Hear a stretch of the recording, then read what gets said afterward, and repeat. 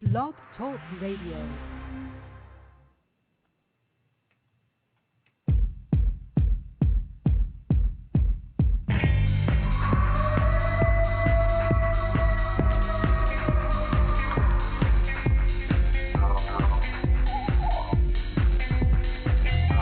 Welcome to Sasquatch Watch Radio with your hosts, Billy Willard and the Blog Squatcher. Strap in, hold on tight, get ready, because it is about to go down.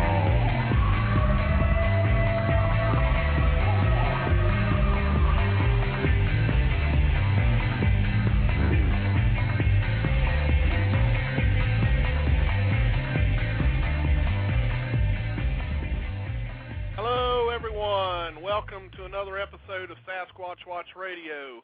Today is February 16th, 2009, and this is Billy Willard here as your host, and let me welcome my astounding co-host, the Blog Squatcher. I'm determined to sound astounding. I've got my special effect microphone now. Oh my goodness. So how's it going, Billy? It's going fine. How about you? It's going good. I do feel like I need to strap in, though, because I'm in a different chair, and it's kind of scrolling around the floor on me. But don't fall out of the chair. I mean, I'd hate that to happen. Somebody had just pointed out something that I forgot to do. What's that? I forgot to extend this show. Oh, really? So we're only 60 minutes? Yeah. Oh, no. Well, we will go into archive. Yep, I apologize, folks. I did that one show and forgot to do the rest of the shows that were already scheduled. So we're actually only doing a 1-hour show. They won't let me go in and change it during the show. So I apologize, and thanks for pointing that out, because we would have tried to keep going and think we're live, and then all of a sudden she'd say your show's going off, and there we'd be. So thanks for pointing that out, and I apologize, but we will be going back to the 90-minute shows. I will make sure I change that tonight as soon as this show is over on the other shows. So apologize, folks, but that's what happens when you start getting old and you forget. So anyway, DB, do you have any news for us tonight? Well, I do have one little news item that was just sent to me. There's a lecture called Cryptozoology, Bigfoot, Myth or Reality, which is going to be Tuesday, June 2nd, 2009, so it's coming up in June, from 7 to 9 p.m., and that's going to be in the National Conservation Training Center on Shepherd Grade Road in Shepherdstown, West Virginia. And it is a talk given by Larry Batson, who is a wildlife educator. And so, most of us haven't really booked up what we'll be doing in June just yet. So there's a chance for us to actually make it to this if we want to. It's June 2nd, 7 to 9 p.m. in Shepherdstown, West Virginia, at a place called the National Conservation Training Center on Shepherd Grade Road. So mark your calendars now. Get in early. Very and good. Other than that, I haven't found anything in the news that I really wanted to jump up and start talking about. So, it's been a slow Squatch news month, but I mean, I guess that's really not uncommon. We've just passed through January, and here we're in the middle of February. That's not uncommon for news to be slow at this time of the year. No, I would expect the news will pick up probably come springtime. Right. Give it another couple months, and I would say that we'll start having some things to talk about. One thing I would like to quickly mention that I don't know if you've had a chance to look at it yet, DB, but I just posted a video. I think it was either last night or the day before. I posted a video that we had gotten on our trail camera that we've got set up in Cathorpin, Virginia. From what I've been told from several people, it's actually a very rare occurrence. But we were able to, on our stealth trail camera, which we have set in video mode, we were able to capture small spike buck deer in a creek, and and a large owl right in front of the camera, perched in a tree, and it's really cool. You see the deer. The deer actually looks up and notices the owl in the tree, so he kind of shakes his head back and forth and raises his head, trying to figure out what's in the tree. And then I guess the owl spooks him, so he turns around and runs off, and then the owl turns his head all the way around and looks at the deer. It's a pretty cool video. I couldn't believe the owl, of all places, landed right there in front of the camera. Yeah, that's a lucky shot. That's a really yeah, good it was one. definitely a lucky shot. So if y'all want to check that out, it's on our website, www.sasquatchwatch.net. If you go to the video tab, you'll see two video jukeboxes. It's the bottom jukebox called the Catharpin, Virginia Investigation Site. And you'll see it. I entitled it Deer and Owl Video. It's pretty cool. So that's my little bit of news. And I guess you got your little bit of news out. Yep. So far we've got 52 folks in the chat room. I want to welcome everyone to the show tonight. Thanks for coming. And as we get on with this, the first thing I'm going to do, which I usually forget to do at the beginning of the show, is give everyone out our call-in number. Our call-in number tonight is 347-237-5070. Again, that's 347-237-5070. Now, tonight we have Tyler from the Sasquatch Bigfoot Research Unit. They are based in Greencastle, Indiana. The team is ran by a high school senior, which is who we have on tonight, Mr. Tyler Vance. And they usually do their research, try to do the research on a twice-a-month basis. They conduct research in the great state of Indiana, and they're working on their 6th year doing so. They research in hopes of shedding some light on the topic of Bigfoot and to prove to the world that these things are living, breathing creatures just like us. So I want to welcome Tyler to the show. Welcome to the show, Tyler. Hello, everyone. Thanks for having me. Well, thank you for being on. We really appreciate it. Obviously, I came to know you from my MySpace page, and I had looked at your profile and had been looking at some of the things there that you've got on your profile.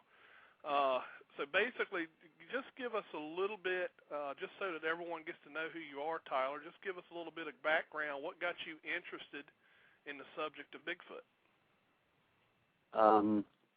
Around early 2003, I was staying at my uncle's house, which lives in Indianapolis, Indiana, and we just went to rent some movies, and I'd heard of Bigfoot before, but didn't really, research it or know much about it. And then my uncle wanted to get some movie he'd heard about called Legend of Boggy Creek. And so we got that, and then we watched it. And at first I thought I was still pretty young, so I thought it was just kind of like a joke movie, right, or like reenacting stuff that people thought had happened, or just to make a good movie. But then I realized it was a documentary and about Smokey Crabtree and stuff, and how they were all based on true events. Right. And so then I was that was pretty interesting. And then our first day of school was in August, and I got my seat, assigned seat, put by a kid named Austin Hutchison, he's the other team founder and leader. And we just one day started talking about different animals, because we were just studying animals in science. And someone was brought up about Bigfoot, and then everyone was just like, oh, it's fake. And then me and him were the only ones standing up for it. So then we were that's pretty weird. We both have an interest in it. So right. Then we went immediately, right after we met each other, then started going to the libraries, bookstores, researching and getting books about it. We got quite a few books, and then ordered some documentaries, and basically like we call it indoor research, right, not being in the field. And then after we did that for a while, actually from August till about October, we'd been doing that. And then one day I was outside just hitting golf balls because I was bored into the woods. Right. And I heard stuff breaking, and then I didn't think anything of it. I just thought it was our neighbor's dog or something. And then so I kept just playing golf, and then I heard it again. It was a lot louder, so I went behind one of our storage sheds, which kind of blocked the view to the woods, and I heard something rustling down like a valley, and then right then I heard basically sound like just something heavy or like a truck just running over sticks and branches. Right. And then up, like through the valley came probably 6 or 6.5 foot tall Sasquatch covered in black hair. It was about, I don't know, 4, maybe 5, 6 inches long. And right. then in the head area and shoulders, it looked maybe 2 or 3 inches longer than the rest. And then I only saw it for about 3 to 4 seconds because we had just got our woods logged. Right. And so there was a big stack of treetops, and it ran behind that. And of course, I was like 12, 13 maybe, so I just went inside right away because I was the only one home besides my stepdad who was in the shower. And I was just right there, and I was freaked out because it was the first time actually having an encounter, and we hadn't really, we didn't know that much about it just from what we'd been reading. And then I called off and up and told him, and I was in shock, like I was shaking. And then he's like, "Oh, you must have really seen it," because he knew that I'm not the type to get all startled about something if I don't know what I saw. Right. And then we talked about how we should maybe the next day go look for like any prints or signs of anything. And we're still new to tracking, so we just kind of went out with, tape measures and cameras, and then couldn't see too much because it had rained, so you couldn't tell really where it had stepped because it rained the night after the sighting. Uh-huh. So couldn't really tell much besides you could tell the fresh broken tree limbs. And then we got right to the area where I last saw it before it went behind the treetops, and it just smelled, that whole area just smelled like skunk. And we just went and we were investigating that, and then we found a few footprints, but not good enough to cast, and we didn't have the casting material with us. And then after that, we just started saying we need to do this on a regular basis. If there's creatures in the woods, around here, we got to start camping out and searching for it to shed light, like we say in our bio, about the creatures actually living in Indiana, because a lot of people just think, Oregon or Florida area. So we just wanted to prove that they're all over. Right. Now, just out of curiosity, and I'll get to you in a minute, DB, because I've seen tons of questions going through the chat room. This is just the first thing I thought of. When you had your sighting, how did it affect you? Did you just stop wanting to look for it for a couple weeks, or did it make you more so want to go out and look for it? How did it affect you? Well, we had talked about it beforehand, that if anything like that ever did happen, which we weren't expecting that soon, that we would, no matter what, go out and look for it at least like within a week, We were just going to let it be, but then again, we weren't going to chase after it right away, hunt it down. So we just talked about that beforehand, so then when that happened, I knew we would eventually go out and look for any footprints or signs, broken twigs, X-off trails, anything. But just right away when I went inside, it was like just when the sun was going down, so we still had time to search and stuff, but I was in such shock that I just wanted to wait till the next day, so it was still a little spooked. All right, well, I'm going to let DB fire away. I've seen a ton of questions, and I'm sure he's ready to fire them off. Well, we don't actually have a ton of questions, but we do have some questions here. The first question comes from a gentleman by the name of John Cartwright, and he wants to know, Tyler, who, in your opinion, would be the best Bigfoot hunter in the world? I'm not sure. Now, wait, before you answer, you should know that John Cartwright asks this question every week, and the answer that he's seeking is John Cartwright. So the question is, do you want to humor him, or, you could just pick any other name, and he'll be crushed for about 30 minutes. So either way you want to go, it's your call. Well, as much as I'd like to say him, I heard you mention Larry Batson earlier, and he actually lives about 10 miles, maybe not even that, from my house, and he's the one, we started going to some of his meetings when we started, and just right away he was just my idol, because like I'd always liked just animals in general. Plus, he had Bigfoot interest, and then he had like an audio CD for sale. We bought and stuff, and ever since then, I just looked up to him the most. There you go. Sorry, JC. Sorry, man. Sorry about that. Yep, JC, you're gonna have to eat a little crow this time because you got knocked off your perch. Okay, so here's a question from Hucklebuck, who's got two questions. And the first one is, how many sightings have you had around Greencastle? If you get on BigfootEncounters.com, which Larry Batson contributes to, like sightings and news, there's two from like around this area, like within like a 10, 15-mile radius. There's two from like the 80s or 70s and 80s.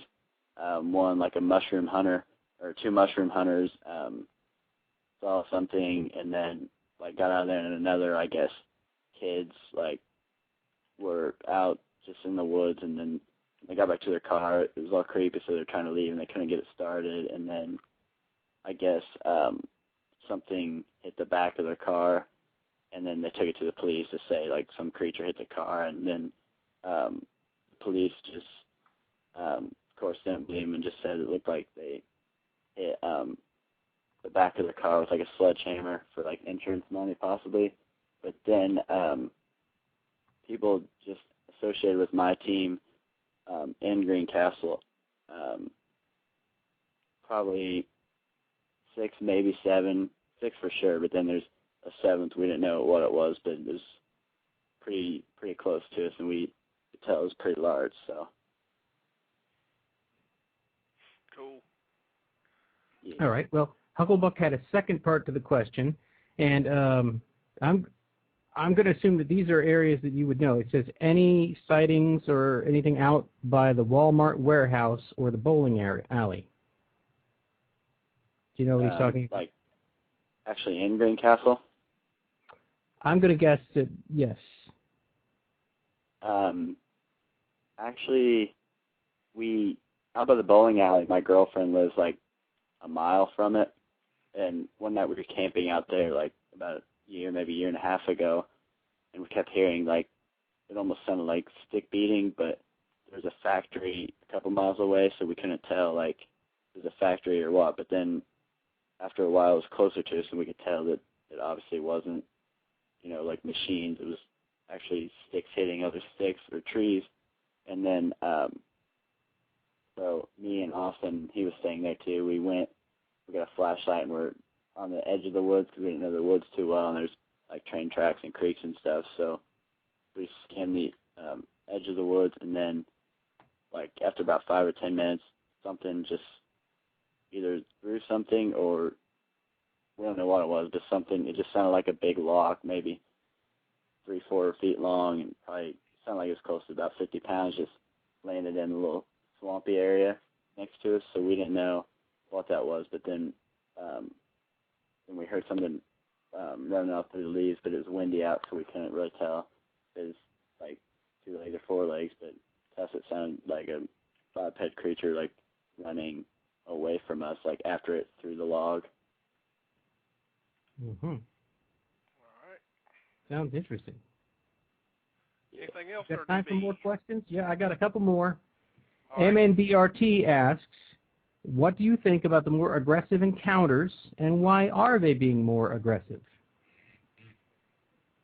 I would think, it might sound cliche, or a lot of people say it, but I think that it's invading, like, on their territory, because I know from experience, like, just within a mile perimeter of my house, there's been 5 of our neighbors that have gotten their woods logged, and 2 of those areas are areas where we've had sightings before.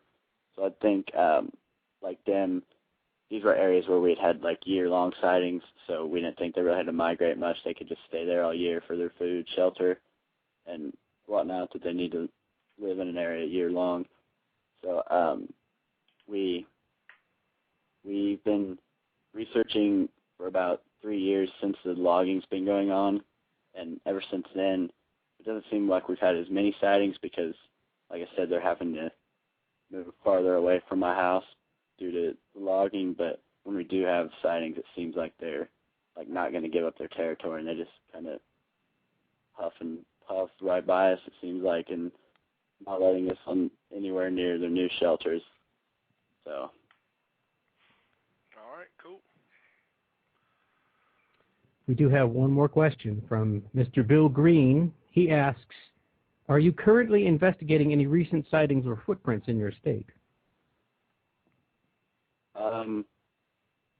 The last investigation we had was my mom always lets her dog sleep inside, and one night they wanted out, and she let them out, and they went off in the woods, and then came back, and they seemed like just scared, and they went back in right away after they wanted out so bad, so we like all confused. And then the next morning, my mom was going to start her car in the morning, and the woods are about 30, maybe 40 feet from where we parked, and it was still dark. The sun or moon wasn't out, so it was still really, really dark. But she said she heard like slow walking, but it didn't sound like a deer. She said it sounded heavier, so I was like, I'll let us see what that's about. And then we, ever since then, we've kind of been keeping an eye on that area. But then again, like around here now, besides the Falk Park, like which is a few like 5-10 miles from here, besides there, we haven't been getting much activity here lately due to the weather. You know, usually around my house, April is where when the area just picks up with lots of activity. So besides like just keeping an eye out in that area where my mom saw it heard someone walking in the morning, besides that, we haven't really been keeping up with much yet. All right, very good. Now, Tyler, before I got a caller on the line, but before I bring him on, just real quick, do you have like a website like where it's got your hotline? Do you have people who actively call you whenever they have a reporting, to report a sighting? Right now, we don't have any. We just have our email and our MySpace page, but usually people email us with their stuff instead of like calling us. But okay, yeah, I wasn't sure if you had an actual, like an external website or something other than what you had on MySpace, with any kind of hotlines or anything like that. That's what I wanted to check. Okay. All right, let me get this caller on the line. I know who this caller is. Welcome to the show there, Mr. Henry May. Hello, Billy. How you doing? Hello, Billy, DB, and your guest, Tyler. Wanted to ask Tyler a couple of questions. First of all, Tyler, are you familiar with a series that's on YouTube called Cryptid Hunt? I've heard about it, but I haven't tuned in any of those episodes yet because our computer's been down. But well, that is actually produced by a 15-year-old young man from Buffalo, New York, named Jordan Warner. So, go you. Yeah. It's pretty cool, and he really does some really great stuff. He's done 4 episodes so far. He did one on. The first one was on Champ. The second one was on Sasquatch Encounter up around Whitehall, New York. The third one was on what was it? I can't remember. The fourth one was on Mothman. No, the third one was on Giant Squid. The fourth one was on Mothman. That's right. He's working on one on Bigfoot now. So I see. Yeah. So if you get a chance, check it out. It's called Cryptid Hunt. It's on YouTube. It's really cool stuff. I'll have to check that out when our internet's going. My second question is, how big is your group? As of right now, me and Austin you'll see us mainly on the website and our numbers and stuff. We're the team leaders and founders, but then we have 5 other part-timers. Like depending on where we're at, like when we go to Fallen Rock, it's a big area and we use more like night vision cameras and stuff there, so we usually take like the whole team. But if it's just like around my house where we do have a lot of activity, so most of the time we can just stay around here and research.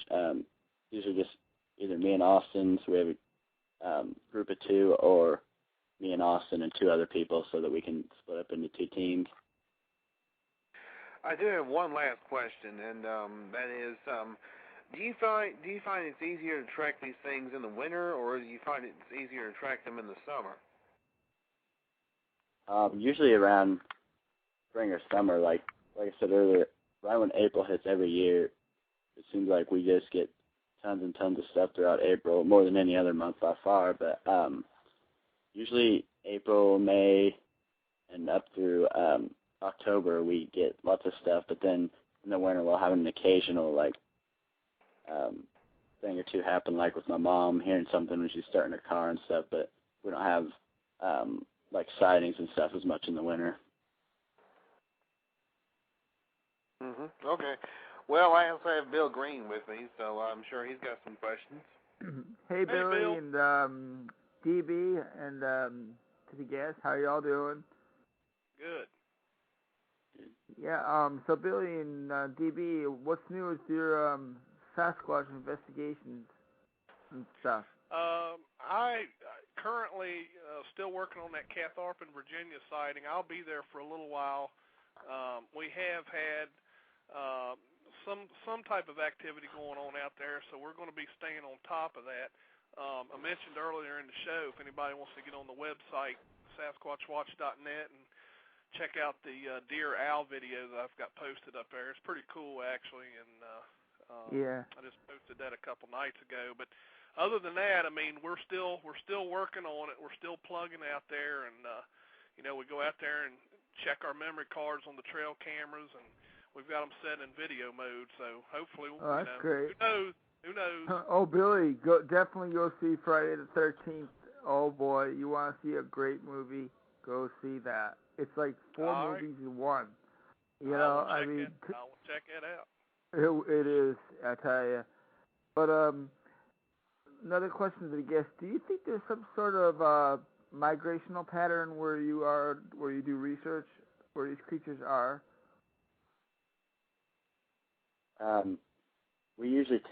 We all have different opinions on it, of course, but me and Austin usually have about the same opinion due to the fact that we've done more research than the other members of our team. But we usually find it seems actually like they just about any direction they'll head during winter months, just wherever they find a good place with shelter, food, and water and stuff. It just usually just depends where the best area for that is at the time, and the less populated the area is. But and then usually, like I said, around April they seem to migrate back and settle down here for like the spring and summer months. Yeah. One more question: do you have any photographs of possible Sasquatch evidence that you took pictures of? Or?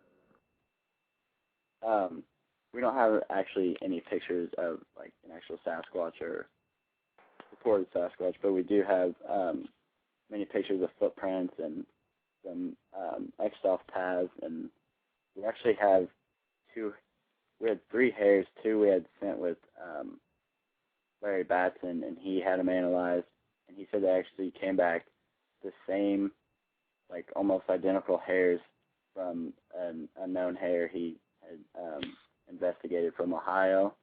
So we don't know if that's just a coincidence or if possibly like same family or same creature or what, but we don't actually have any pictures of those, but we have, like I said, pictures of like X-off paths, our bait setups, and like footprints and stuff. Yeah. Hey, Billy and everyone, are you looking forward to Monster Quest on Wednesday at 8 p.m. about the Falk Monster or Swamp Stalkers? Yeah, that should be a good one, Bill. I'm looking forward to that one. Yeah, I tell you, I saw the trailer to it, and the Sulphur River bottoms still look the same as they did in the movie. That's it. So, but all right. we and Henry will let you guys get other callers to call in and stuff like that. Yep. All right. Thanks for calling in, Bill. All right, guys. Yeah. Yep. Bye-bye. Later. All right. Bye-bye. All right. I've got 2 callers on hold. Let me get to the first one here. I've got you listed as PDS Host 2. This is you're on Sasquatch Watch Radio. Hello, who is that PDS host? I think you're calling in on you're either on Skype or you're on the click to talk button. PDS host 2, are you there? Okay, apparently not. Caller from the 812 area code. You're on the air with Sasquatch Watch Radio. Hello, Billy. This is Oz. How you doing? I'm doing just fine. How are you doing? Doing fine. Hello, Tyler, from a fellow Hoosier. And basically, I had a question of whether you intend to go to your southeast towards either Brown County or Bartholomew County, and look. I'm getting some feedback. Look for any evidence down there. I'm actually planning. Hello? Yep, you're there. Okay. We're actually planning a few trips right now. We're getting ready to have like our first big SBRU meeting of the year here at the end of February or maybe early March. But then we're going to be planning a few trips. I know my dad's moving to Iowa, and when I went there last time, we had actually an encounter with something and it left footprints. So I know we're going there, and then on my way back from there, I'm stopping in Illinois, like mid-eastern Illinois, to do a little research. But then when I get back from that, I know when I graduate, which should be like into May, early June, my family's actually taking a week-long trip to Tennessee, and I'll be doing some research while we're down there. But then after that, like I said, I'll be graduating, and we're going to be doing a lot more investigating all throughout the state. So, yeah, we'll probably be down there.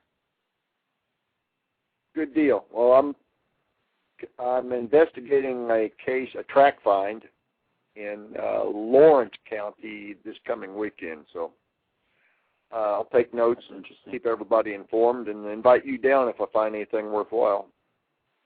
Oh, that'd be great. All right. That'd be cool. Thanks, Billy. Cool. Yeah, thanks for calling in. Thanks so much. Okay, talk to you all later. All right.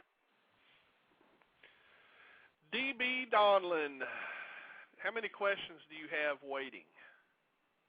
Well, I think I have two. I have two questions, and one is a clarification. This comes from Wheelug. Wheelug is saying, would you clarify about the logging? He thought he heard you say that logs were tossed on homes. Is that what you said?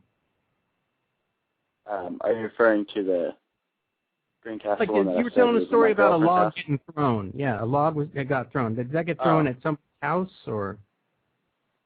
No, we were out camping like at my girlfriend's house, and like on the edge of her woods, and so we like just got out of our tents, and along the edge of the woods there's like a little swamp, little marshy thing, and it was thrown right into that.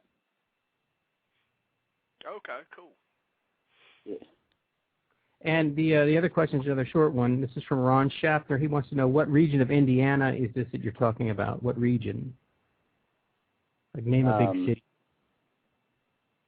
We're about maybe 45 minutes west of Indianapolis, like directly west, and then so we're right in between Indianapolis and Terre Haute, and Terre Haute's right on the border of Illinois, so basically right in between the border of Illinois and Indianapolis in Putnam County. Okay, cool. All right. We got another caller. Let me grab this caller. I believe we have Donna on the line. How are you doing, Donna? Donna Honig, are you there? Hello? Honig, are you there? Yeah. Hello, Yeah. Are you there, Donna? Are you there, Donna? I think I'm getting some feedback. Yeah, Donna, you'll want to turn your radio off. Your radio off. Yeah. Or turn your speakers down. Turn your speakers down. Yeah. Okay, now I hear you. I have to take a boat night at some time. I don't know what time it's going to be yet. Because the person's taking the bus to Boston from the airport to get to here, and it depends on what bus they get. I can't make out what you're saying, Donna. I think there's a problem with the switchboard. I don't know if you have a regular phone. If you could call in, that would probably work better. For some reason, the click to talk's not working very well tonight. So I apologize. Hit it out, because if not, I'm going to report you to the police. I don't know what she was talking about. Did you get any of that? Could you figure out what she was saying? I only heard that someone was going to get reported to the police. That's the only part that I heard. Okay, what did I do wrong? I don't know. She didn't say you, and it might not even have been Donna.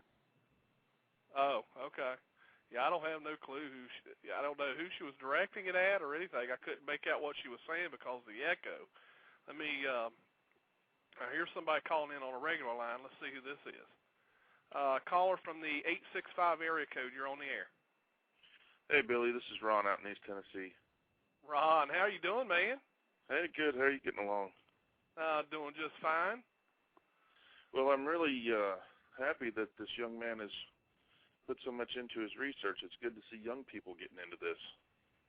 I tend to have to agree with you, Ron. I like to see the young folks getting into doing the research. I wish I would have started that early, but I did not. I heard him say earlier that he was going to be doing some research in Tennessee, and I'm just curious which portion of the state he's going to be snooping around. Well, a lady from, she said she lives about 2 hours away from Gatlinburg. I don't know what direction yet, but I'm talking to her about it right now, but I know my family, my grandma owns like a condo in Gatlinburg.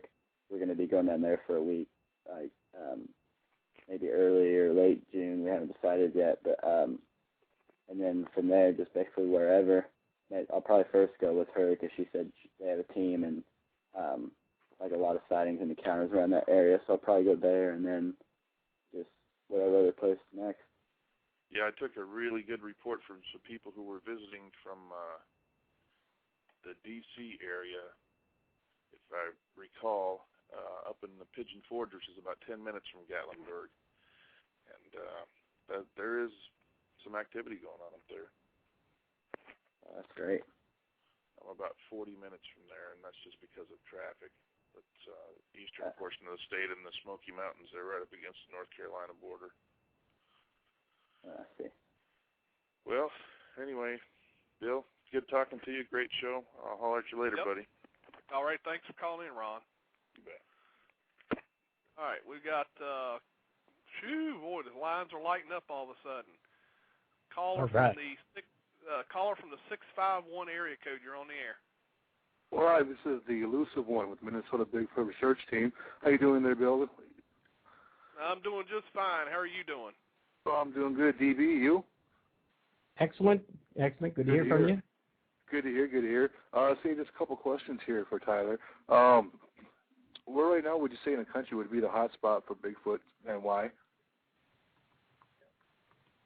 I'm not too sure. It seems usually that basically any area at any given time, based on the circumstances like weather, traffic, population, stuff like that, usually just depends. But I tend to think Indiana, a lot of stuff doesn't get reported around here. It gets reported to us, and then, so, yeah, like basically in and around Indiana, Illinois, Ohio, I'd say Midwestern is probably the hottest places right now. Yeah, I'd have to agree with you, especially it being in Ohio. Now, do you think they do follow a migratory pattern or stay in one area and call that area their home? And if you do think they migrate, do you think they migrate with food or with temperature? I actually do believe they follow a migrational pattern, but I tend to think maybe every year, maybe every few years, they kind of change it up due to just weather, food around the area, shelter. Like one year maybe if they go and it's not as good as the year before, then maybe they'll switch it up the next year. But I tend to think they do migrate based on temperature and food. Okay. We get reports coming in from different types around different states, I should say, of different types of aggressiveness. Do you think that Bigfoots in different parts of the country have different aggression levels, and where would you say the more aggressive ones in the country would be? And why do you think they're getting so aggressive? In my personal opinion, I would think the aggressiveness is due to, cities growing, logging taking place, like basically deforest, like cutting down the forest. And so I would think that usually it seems like to me the most aggressive places or like sightings come from places where like bigger cities are expanding. So like around here usually besides like due to the logging, we don't get very many reports of people like saying there's really aggressive creatures, but sometimes I hear reports, from like New York, like bigger cities in New York and stuff, and they seem more aggressive due to people invading on the territory. Exactly, such as far as encroachment and cutting down more of the woods for a human population to expand, I take it. Yeah. Okay. All right, well, I think that's all the questions I have for now. If I think of anything else, I will definitely post them up in the chat room. Thanks, Bill and DB. It's been a great show as always, and I'll hope to talk to you guys somewhere down the road. All right, thanks a lot. No problem. Bye-bye. Bye-bye. All right, let me get to another caller here. We got a caller from the 315 area code. You're on the air. Hey, what's up, DB? Hey, how's it going? Good. This is Tim Mallory. I met Billy at Tim. the PBS conference, the East Coast Bigfoot Conference. Okay, you must be talking about me. Oh, DB, you ain't been to that one, have you? No, I didn't know that. Yeah. How you guys doing? Good. Great. It's great to hear from you guys.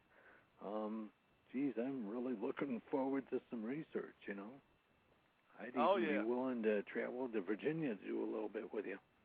Well, there you go. A little bit of equipment. You're definitely welcome to come on down. Okay. You got a question for Tyler tonight? Tyler,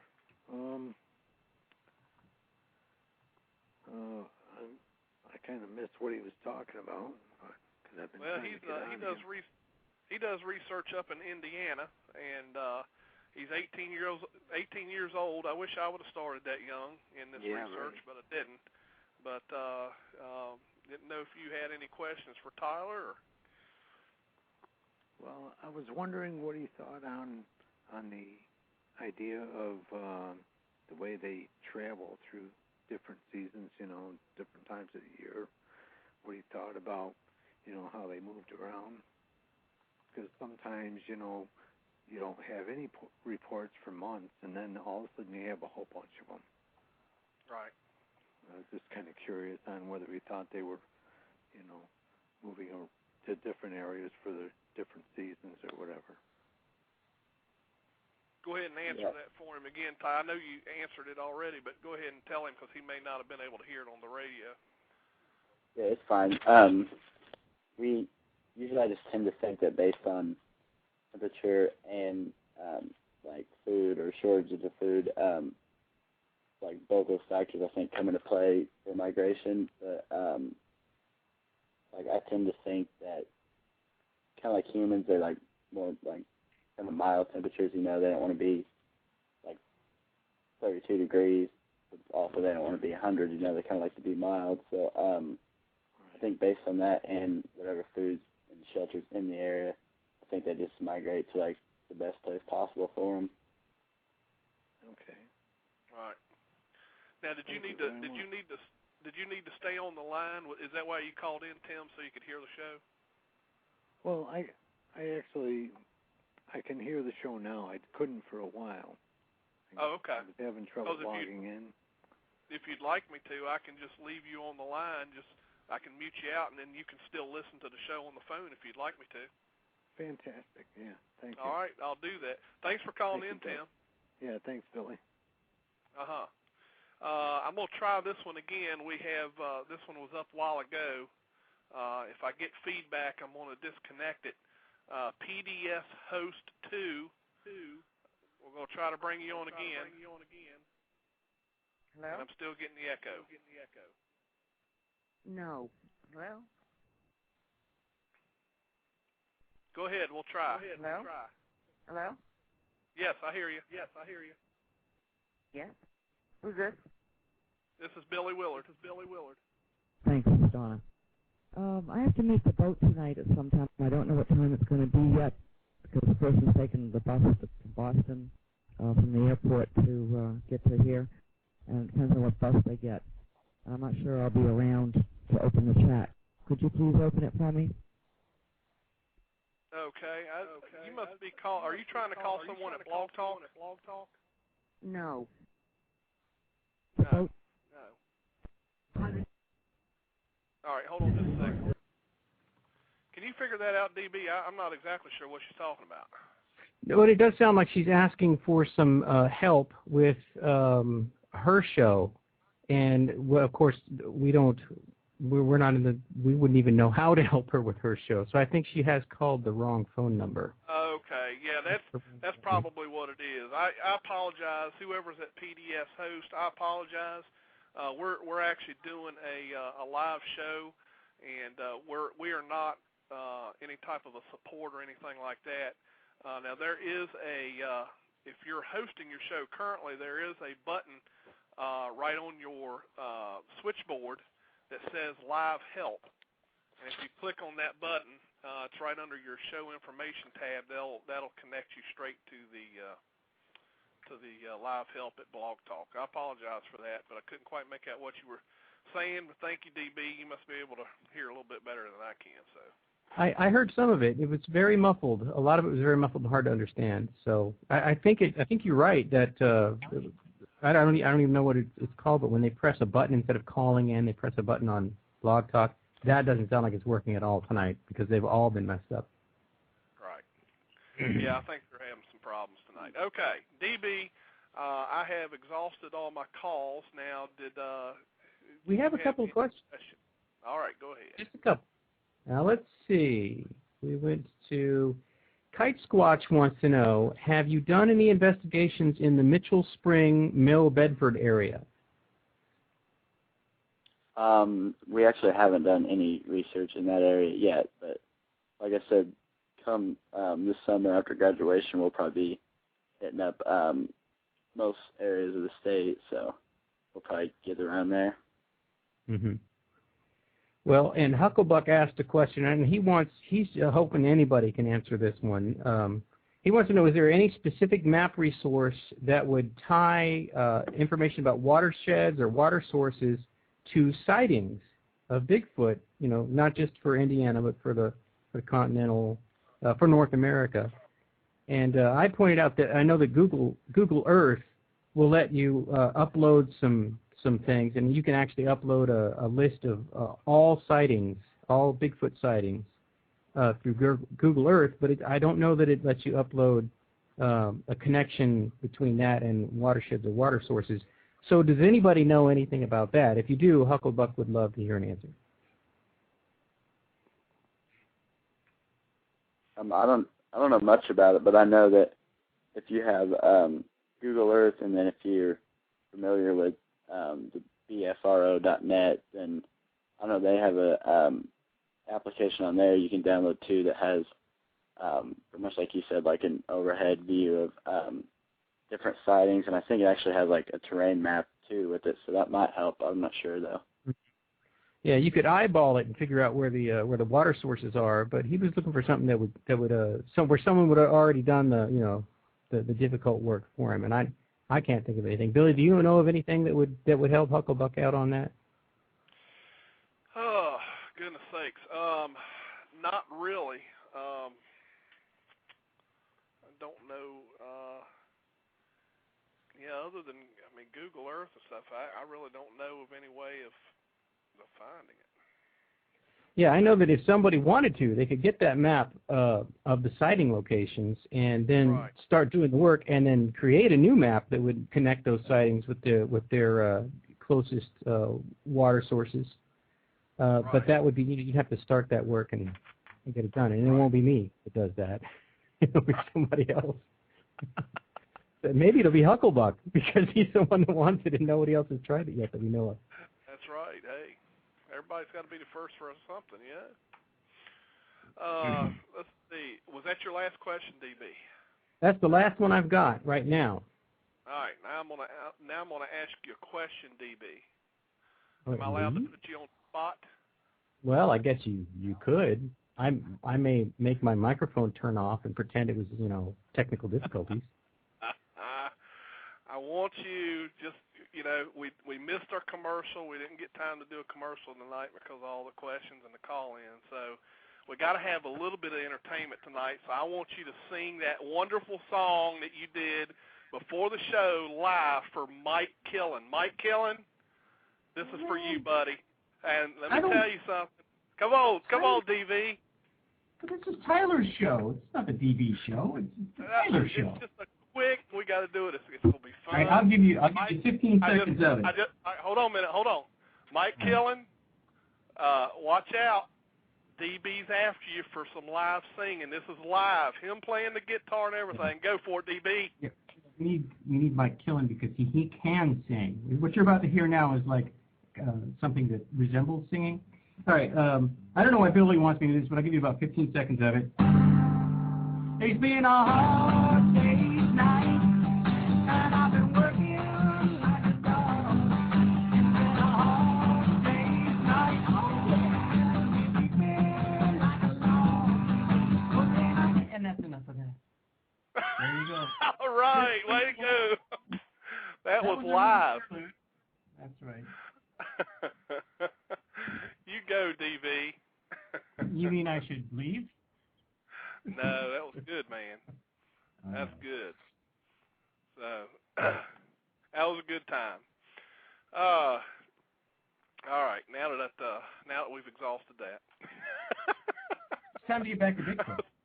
There's a lot to talk about with Bigfoot. Somebody said their eyes are bleeding. Oh, it should be your ears. Should be your ears that are bleeding, not your eyes. You can't see me. You can only hear me. All right. Well, Tyler, I have a question that we sort of ask this about from just about anybody. But next week we're going to be doing a show about infrasound, and I want to know if you've heard about infrasound, if you know what I'm talking about when I say that, and if you do, what you know about it, what you might have heard in some of your investigations. That I know of, I don't know much about it, but I'm thinking I've heard the term before, so I'm thinking it might be one of those things where if you tell me a little bit about it, then I'll remember. So okay. Well, the infrasound hypothesis is this. Now, people will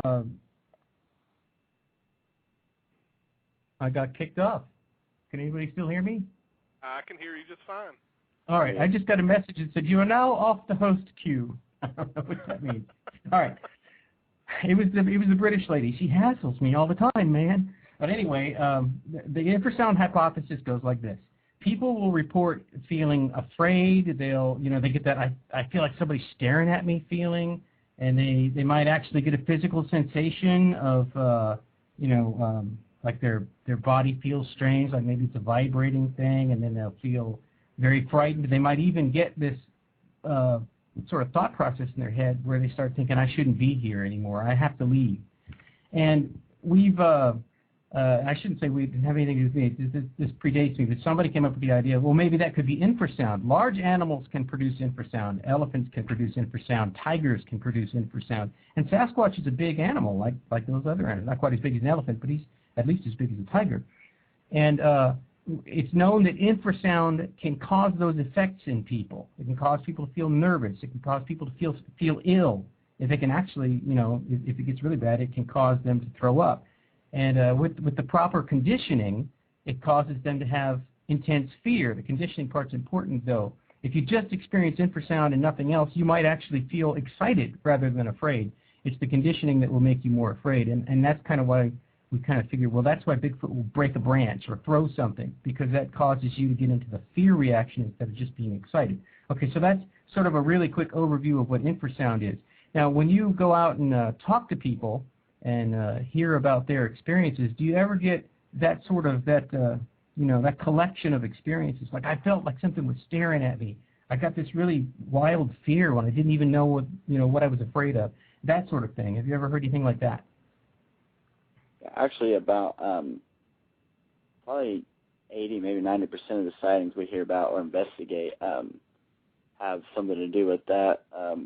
But like, based on the quick overview, I kind of know about it, but I'm not an expert, of course. But I would think that just like they're living, breathing creatures just like us and any other animal, I'd think that if like elephants, tigers, animals like that can produce it, then I would think it'd be just as likely for a Sasquatch to produce it.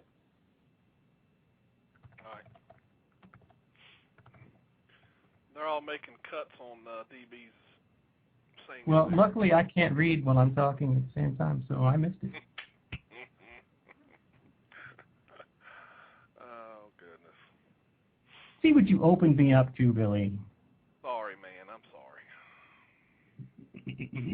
But yeah. Anyway, there was a question in the chat room a while ago about, is there a way of recording infrasound? Yes, there is a way of recording infrasound.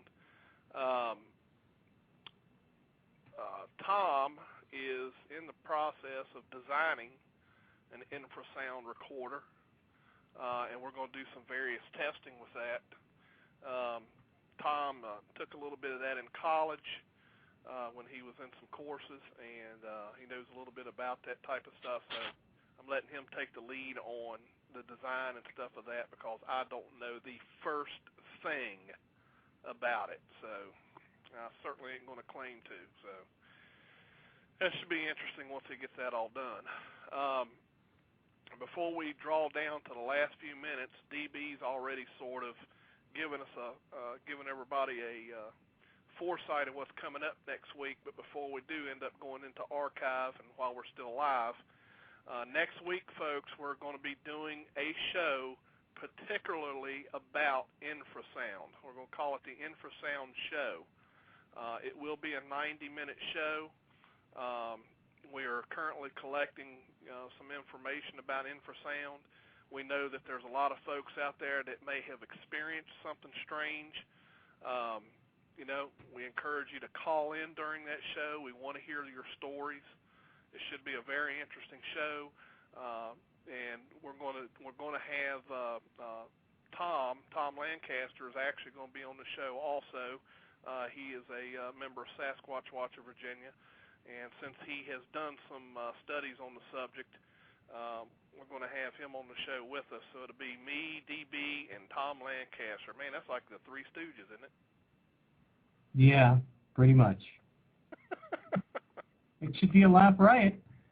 Yeah, it should be. It should be. Tyler, I want to thank you for coming on the show. I know that it's probably, you're I guess you're still a high school senior, right? Yeah. I know it's you probably got a busy schedule with homework and trying to get those credits so you can graduate. Oh yeah. So we appreciate you taking some time out of your schedule and coming on the show and telling us a little bit about what's going on in Indiana. And we hope that if you get out there and you do some searching and you find something, that you need to get back on the show and tell us about, I would hope you can get a hold of me and we can get you back on the show. Yeah, thanks for having me. It's been fun, and we'll keep in touch for sure. All right. Well, I appreciate it, Tyler. Thank you so much for being on the show, and just give us a holler if you come across anything, and we'll get you on the show, man. Okay. Have a good one, Tyler. Thanks, you too. DB, we were about ready to rant on another show. That's right.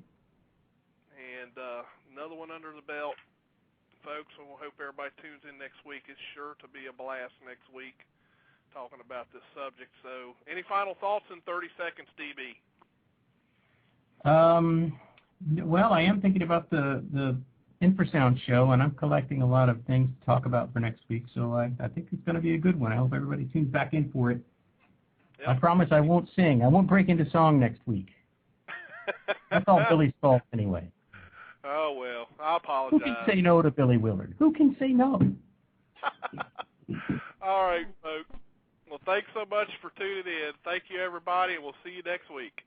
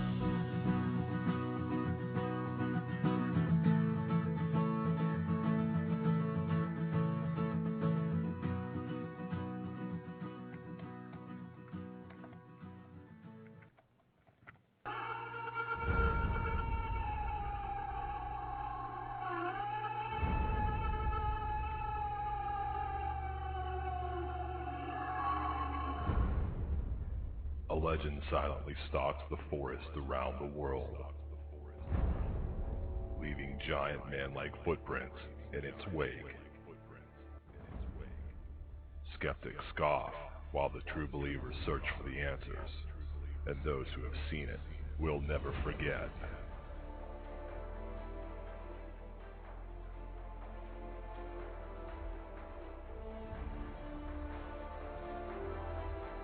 Monday nights, 9 p.m. Eastern, Blog Talk Radio.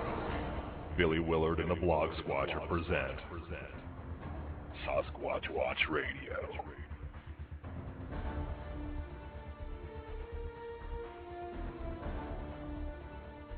Your hosts Billy Willard and Dee Donlin bring you 60 minutes of the latest news and information, newly discovered evidence, and interviews with those searching for the truth and those who have seen it.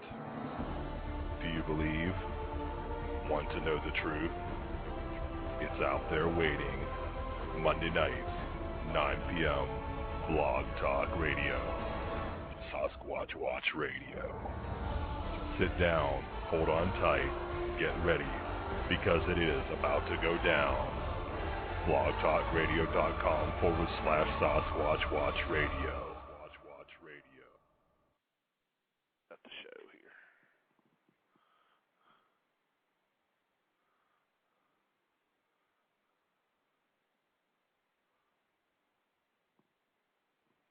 Okay, how come the show ain't cutting off?